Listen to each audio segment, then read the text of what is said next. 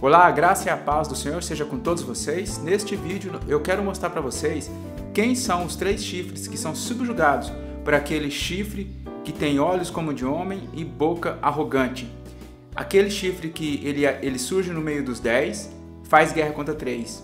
Ele está relatado no livro de Daniel capítulo 7 e ele está no 4º animal, aquele último império que vai batalhar contra o povo de Deus. Ele não seria somente Roma, ele também configuraria o último império que havia de vir. E ele vai ser uma figura exata lá da besta do capítulo 13, também do capítulo 11, aquela besta que surge do mar. Então esse animal, sobremodo forte e espantoso, com todas aquelas características, ele também é a besta do mar, a besta do abismo, capítulo 11, e a besta do mar, do capítulo 13. Nós não vamos falar hoje sobre esses aspectos, nós vamos falar sim desses 3 chifres que são derrubados por ele. Nós precisamos saber quem são estes, quais nações, que povos são. Então, o primeiro texto vai estar em Daniel 7, a partir do verso 19. Vai dizer assim: Então tive desejo de conhecer a verdade a respeito do 4º animal, que era diferente de todos os outros, muito terrível, cujos dentes eram de ferro, cujas unhas eram de bronze. Aqui está fazendo alusão a Roma e também à Grécia, né? Porque Roma veio depois de Grécia. Então, os de bronze aqui, as unhas de bronze, está fazendo alusão à Grécia, porque é um império greco-romano. Cujas unhas eram de bronze, que devorava, fazia em pedaços e pisava aos pés o que sobejava. E também a respeito dos 10 chifres que tinha na cabeça. Então, esse monstro terrível, esse 4º animal, tinha 10 chifres. Aí vai subir um chifre pequeno que tem olhos como de homem e boca arrogante. Vai derrubar 3. A respeito dos 10 chifres que tinha na cabeça e do outro que subiu, diante do qual caíram 3. Então, diante desse chifre que subiu, caiu 3. Daquele chifre que tinha olhos e uma boca que falava com insolência e parecia mais robusto do que seus companheiros. Então, essa primeira leitura é até aqui.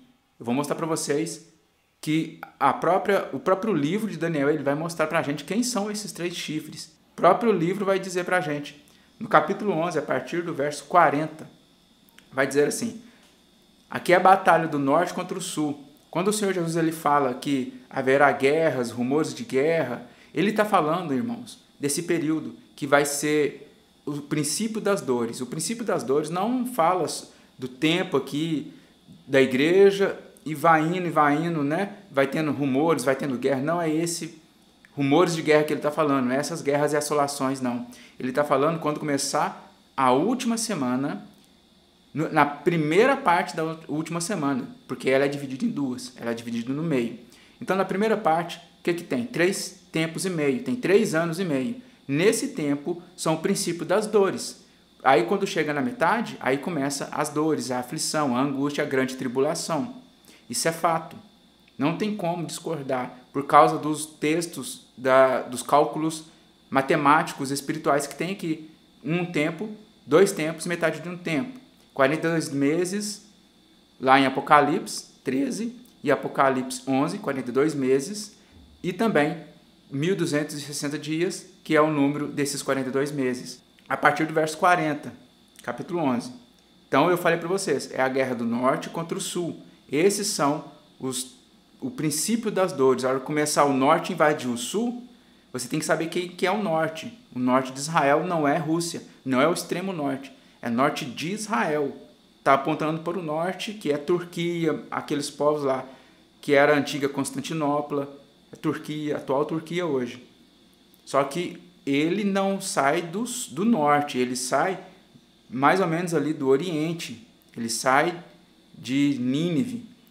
Ele sai de Nínive, que hoje é o Iraque, Mossul, no norte do Iraque, Mossul. Ele sai dali, vai para o norte e de lá vai para a terra de Israel. Por isso que tem que saber um pouco de geopolítica. No tempo do fim, o rei do sul lutará com ele, com o rei do norte, está falando aqui. E o rei do norte arremeterá contra ele com carros, cavaleiros e com muitos navios, e entrará nas suas terras, e as inundará e passará. Então o sul é o Egito. O rei do norte vai entrar nas terras do Egito, vai vir com todo o seu poder, e vai entrar e vai inundar, né? Porque exércitos é como se fosse rio. O rio que vai penetrando assim, enchendo, vai enchendo tudo, né? Então, está falando de alas, de fileiras de exércitos, de legiões de exércitos. Verso 41. Entrará também na terra gloriosa. Quem é a terra gloriosa? Não é a terra de Israel? E muitos sucumbirão, mas do seu poder escaparão estes. Então, estes não são os que vão cair. Ó, Edom, Moabe e as primícias dos filhos de Amon, que são os povos que estão ao redor de Israel. Bem vizinho, fronteiro mesmo. Edom, Moabe e os filhos de Amon. Esses vão escapar do poder deste chifre pequeno. 42. Estenderá a mão também contra as terras, e a terra do Egito não escapará. Então a gente já tem um chifre aqui que vai cair. Terra do Egito.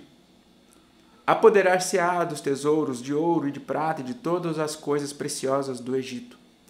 Os líbios e os etíopes o seguirão.